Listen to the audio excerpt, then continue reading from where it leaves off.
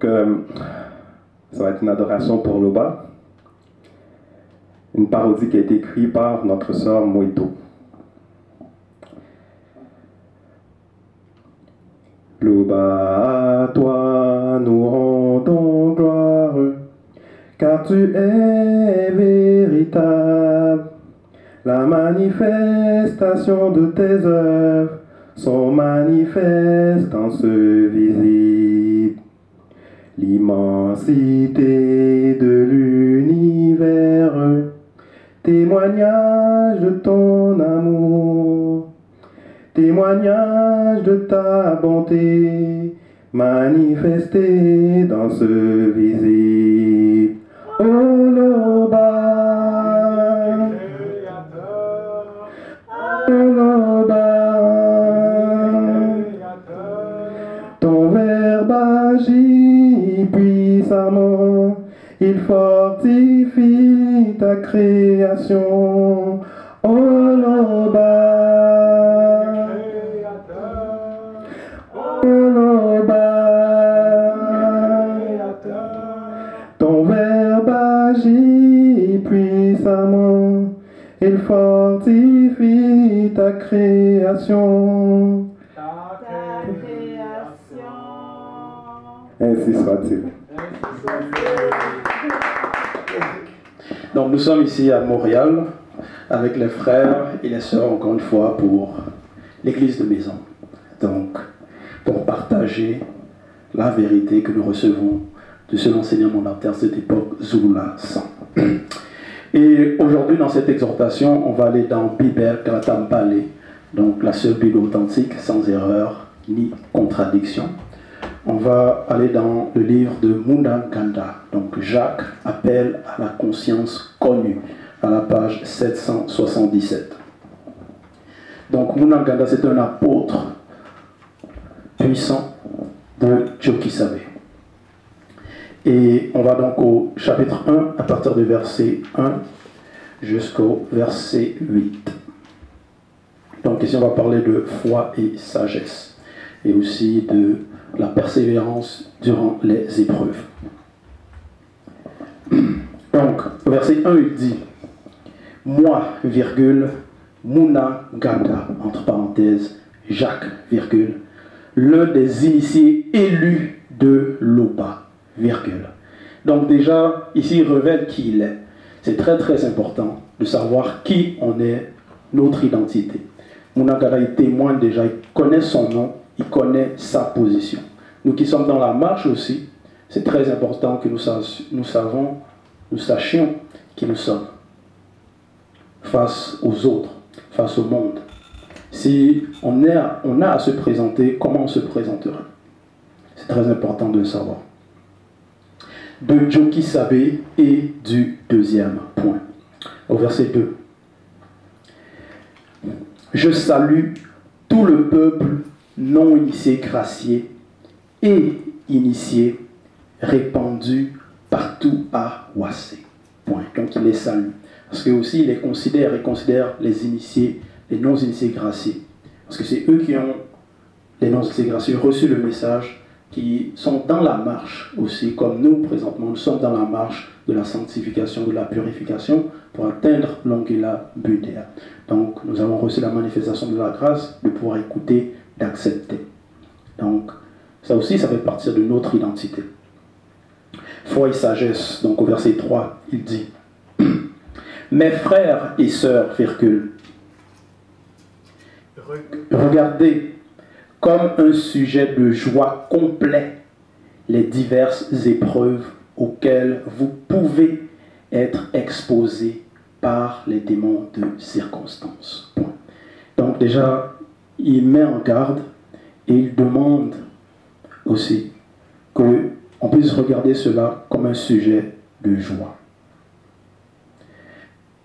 Il dit les diverses épreuves auxquelles vous pouvez être exposés. Parce que il y a cette possibilité-là que dans notre cheminement, on est exposé à certaines circonstances, à certains combats, à certaines épreuves. Ça peut être aussi des tentations, ainsi de suite.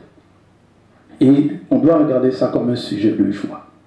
Ça, c'est c'est très fort aussi et ça pousse à la méditation. Parce que lorsqu'on est dans les épreuves, si on est dans les épreuves, les émotions ou les pensées qu'on peut avoir, on peut automatiquement aller dans la négation, être soit peiné dans la peine, donc, ou dans l'énervement aussi, commencer à cogiter, pourquoi ça m'arrive, non, c'est pas supposé m'arriver, donc on peut entrer dans une sorte de déprime aussi, à cause de cela. Mais Mouna Ganda, il nous dit ici, de regarder cela comme un sujet de joie dans les épreuves. Complet les diverses épreuves auxquelles vous pouvez être exposé par les démons de circonstances. Donc il faut aussi connaître comment ces épreuves-là, ils arrivent, qui est derrière cela. Quand on a reçu aussi le livre de la démonologie qui nous démontre, qui nous dévoile comment le monde occulte opère, comment ils agissent, comment les démons de circonstances peuvent agir soit dans le couple, ainsi de suite dans notre quotidien. Donc il faut pénétrer cela, il faut comprendre cela, les esprits qui sont à l'œuvre. Et quand on connaît notre identité, face à ces épreuves-là, il dit dans la suite, ici au verset 4, « Ainsi vous le savez, virgule, si votre foi reste solide dans les difficultés, virgule, donc c'est la foi qu'on doit manifester dans les épreuves. Donc c'est cette foi-là qui doit, dans cette foi il y a aussi l'espérance, et c'est avec cette foi-là on doit être dans la joie. Que malgré, peu importe les difficultés qui nous arrivent, on a la foi qu'on sera sauvé. On a la foi que le Verre de Loba nous assistera. On a la foi qu'on sera délivré de ces circonstances, de ces épreuves. Si votre foi, donc au verset 4, si votre foi reste solide dans les difficultés, virgule, celles-ci vous rendent plus résistants. Point. Donc c'est comme une sorte de formation.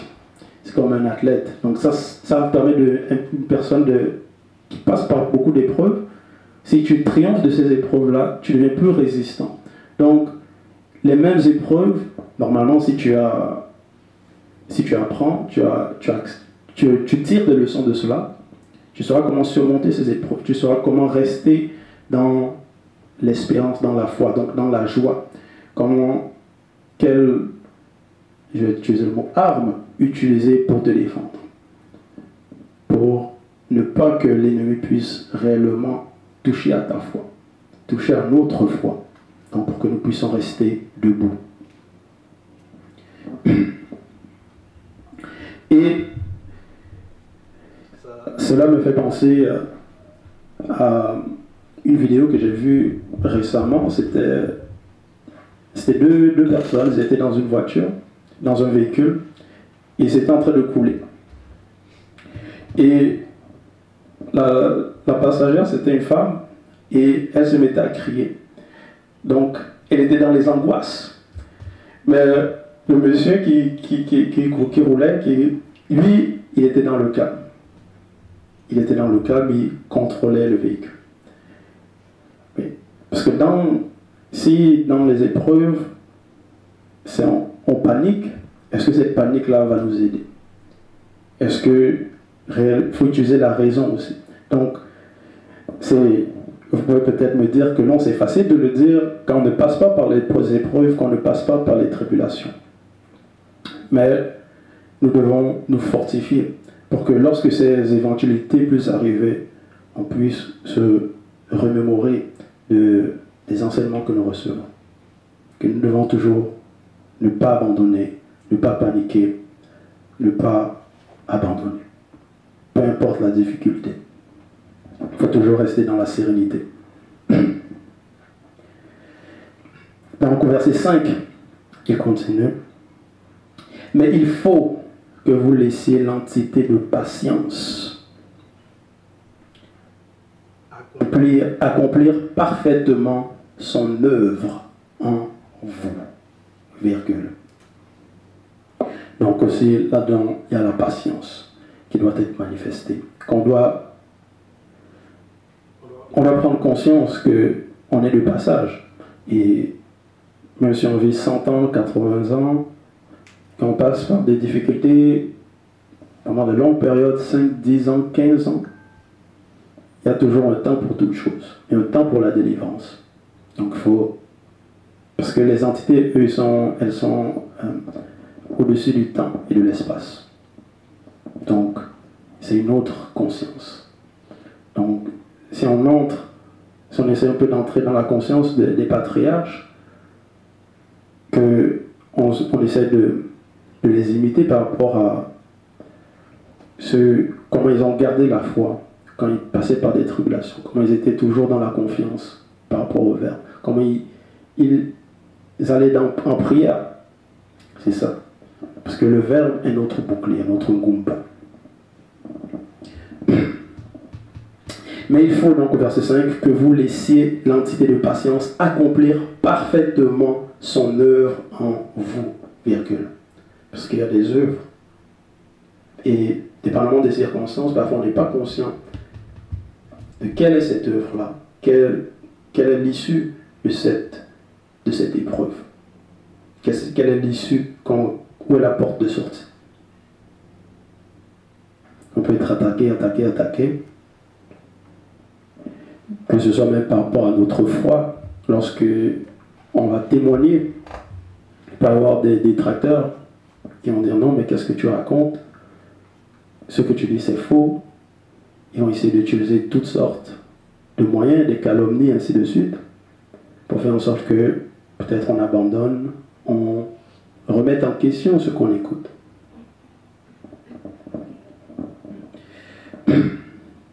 Mais il dit ici, afin que vous soyez parfaits et accomplis, virgule, sans faillir en rien. Sans faillir en rien. Donc, là c'est pour être plus fort, comme j'ai mentionné, comme ça quand on passe au travers de ces épreuves-là, on est plus fort et les mêmes épreuves n'auront plus le pouvoir sur nous. Et on pourra maintenant, si peut-être un frère ou une sœur passe par les mêmes situations, on pourrait aussi donner des conseils. Parce qu'on a l'expérience. Au verset 6, il dit, si quelqu'un d'entre vous manque de sagesse, virgule. Donc, ça c'est une éventualité, possibilité, si, peut-être. Maintenant, il faut aussi se poser des questions. Qu'est-ce qu'on manque? Est-ce que je manque de sagesse? Est-ce que je manque de discernement? Est-ce que je manque de patience? Parce que si par exemple on passe par des tribulations, peut-être on est dans l'avion, il y a des turbulences, et si le monde commence à paniquer autour de nous, peut-être autour de toi, autour de moi, et que moi aussi je me mets à paniquer, j'ai manqué de confiance en ce moment-là. Maintenant, après que ces événements-là se passent, il faut méditer là-dessus, sur ce qui nous est arrivé. Ok, en ce moment-là, j'ai failli, donc il faut que je sois plus fort par rapport à ces circonstances-là, pour que la prochaine fois, je puisse réellement manifester cette foi et cette sagesse dans les épreuves. Donc, c'est très très aussi important de se remettre en question et de faire une analyse de soi. Donc, si quelqu'un d'entre vous manque de sagesse, donc ici il parle de la sagesse, virgule, qu'il la demande à l'aube selon le verbe, virgule. Voilà. Maintenant, si peut-être un frère vient te dire que tiens, non, toi tu manques un peu de sagesse par rapport à ces circonstances, il ne faut pas se braquer directement. Pourquoi le frère il dit cela? C'est aussi pour que je sois plus fort, pour que je m'améliore. C'est pour qu'on soit plus fort, la fortification. Et dépendamment de ce qu'il nous manque, il y a toujours une issue, c'est-à-dire une solution. Et ici, qu'il la demande à l'aube selon le verbe, virgule. Et l'entité de sagesse l'initiera. Donc, ça va être peut-être comme quelqu'un qui peut-être fait de la muscu et peut-être il travaille bien le haut du corps, mais le bas du corps lui manque. Donc il lui manque quelque chose pour qu'il soit complet. Donc il faut qu'il fasse quoi? Tu vas à la salle et tu travailles les jambes pour que ça fasse aussi comme le haut. Et là tu es complet. Donc voilà. Donc si nous avons des besoins, si nous avons des lacunes par rapport à notre plan spirituel, on demande à l'Oba dans la prière. On demande à l'Oba selon le Verbe. Et le Verbe nous fortifie. Le Verbe est fidèle dans les épreuves, dans le jour de notre détresse, le jour de notre faiblesse spirituelle. Si on ouvre des portes involontaires, le Verbe est fidèle, si nous le sommes fidèles. Donc il faut avoir cette foi-là. Verset 7. Mais qu'il la demande avec foi, virgule. Voilà, c'est très important. Et quand on demande en tant que qui? Il faut connaître l'identité lorsqu'on va dans la demande. Et avec conviction aussi, donc avec aussi la foi. Sans douter, point virgule. Car celui qui doute est semblable au flot de la mer, virgule, agité par le vent et poussé de côté et d'autre. Donc, car celui qui doute est semblable au flot de la mer, virgule, agité par le vent et poussé de côté et d'autre. Point. Verset 8. Qu'un tel homme ne s'imagine pas qu'il recevra quelque chose du Verbe de l'Oba. 2 points. Voilà. Donc, il faut déjà être dans la bonne conscience lorsqu'on va dans la prière, lorsqu'on demande. Voilà. Avec de bonnes intentions. Non pas que, tiens, je veux la sagesse pour me glorifier, je veux la sagesse, je veux la connaissance pour épater les autres, et voilà, pour ma gloire, pour mon arrogance. Non. Donc, il faut que ce soit selon le Verbe. Et avec confiance. Qu'un tel homme, donc au verset 8, qu'un tel homme ne s'imagine pas qu'il recevra quelque chose du Verbe de l'Oba, 2 points. C'est un homme irrésolu, virgule, inconstant dans toutes ses voies. Point. Donc, nous devons manifester le contraire de cela. Bien sûr, être résolu et constant dans notre marche, dans notre analyse de soi, dans comment nous nous considérons aussi, dans la vision que nous avons de nous-mêmes, comment nous voulons être. Voilà. Donc, c'était l'exhortation, c'était le message de gloire à l'Oba, l'unique créateur.